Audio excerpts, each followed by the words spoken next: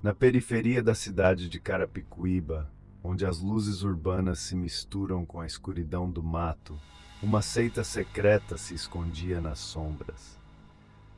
Conhecida apenas como os Filhos da Lua, essa organização obscura se reunia sob o manto da noite, em um local que poucos conheciam, uma clareira profunda na mata, onde o silêncio era tão denso que parecia engolir os sons do mundo exterior. Os rituais realizados à luz da lua cheia eram um espetáculo de horror e devoção, onde os membros ofereciam sacrifícios em busca de poder e proteção.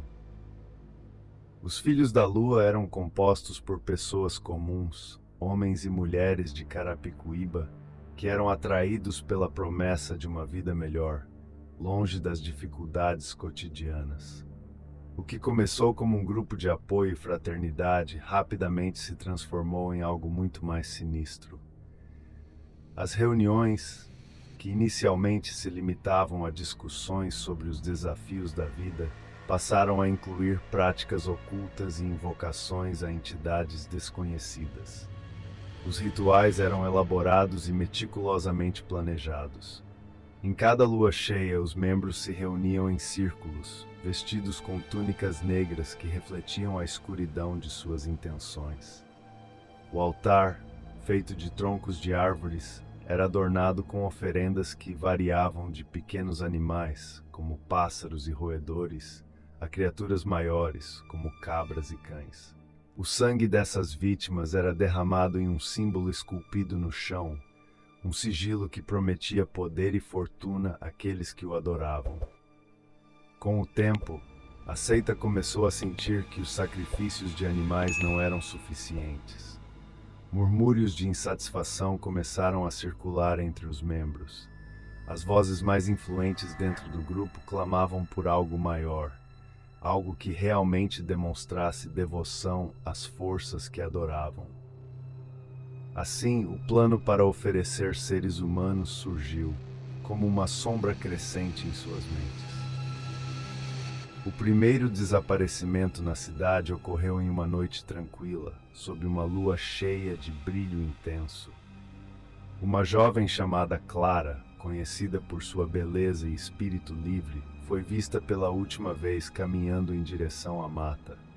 Os rumores logo começaram a circular, mas a maioria dos moradores de Carapicuíba se limitou a especulações sobre uma fuga ou uma aventura. Porém, os Filhos da Lua sabiam a verdade.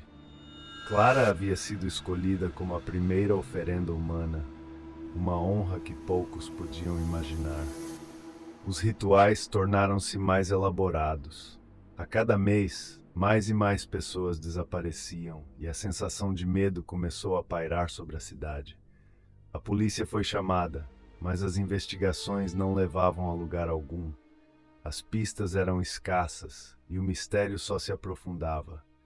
Enquanto isso, os Filhos da Lua prosperavam em suas práticas, seguindo as orientações de seus líderes, que pareciam cada vez mais obcecados e enlouquecidos. Em uma noite fatídica, quando a lua estava em seu auge, os membros da seita se reuniram para o ritual mais importante de suas vidas. Eles haviam escolhido uma nova oferenda, um jovem chamado Lucas, que havia sido sequestrado há apenas uma semana. Lucas era um garoto comum, mas para os Filhos da Lua, ele representava a chave para um poder inimaginável. O ritual estava prestes a começar, e a atmosfera estava carregada de uma tensão palpável. Os membros formaram um círculo em torno do altar, suas vozes entoando cânticos ancestrais enquanto a lua iluminava o local com uma luz prateada. O jovem estava amarrado, seu olhar repleto de medo e confusão. Os líderes da seita, suas faces distorcidas pela adoração e pelo delírio, se aproximaram, brandindo facas cerimoniais que brilhavam à luz da lua. Era o clímax de um plano que havia se desenrolado por meses, uma culminação de sacrifícios que prometia poder e proteção em troca de vidas. Mas algo inesperado aconteceu. No momento em que a lâmina estava prestes a tocar a pele de Lucas, Uma brisa forte atravessou a clareira, levantando folhas e galhos, criando um redemoinho que parecia girar em torno do altar. Os membros da seita foram tomados por um pavor inexplicável. As vozes que antes entoavam cânticos agora se tornaram gritos de desespero. A lua, que brilhava intensamente, começou a obscurecer, como se uma sombra colossal estivesse se aproximando, engolindo a luz. Num instante, a clareira estava envolta em uma escuridão densa. Os membros da seita, que momentos antes pareciam estar em transe, agora estavam em pânico, correndo em todas as direções. Lucas, ainda amarrado, teve uma visão de figuras sombrias que se materializavam ao seu redor, dançando e girando como se estivessem se alimentando do medo coletivo. O ritual estava se desintegrando em um caos absoluto, e então, assim como começou, tudo se apagou. Os gritos cessaram e a escuridão engoliu a clareira, deixando apenas um silêncio sepulcral. Quando a luz da lua voltou a brilhar, não havia sinal dos filhos da lua, do altar ou de qualquer vestígio do ritual que havia acontecido. A mata parecia ter engolido tudo, como se a própria terra tivesse decidido silenciar os horrores que ali ocorreram. Em Carapicuíba, o desaparecimento de pessoas continuou a ser um mistério. A cidade, agora marcada por um medo inexplicável, falava em sussurros sobre a seita que havia se estabelecido na mata.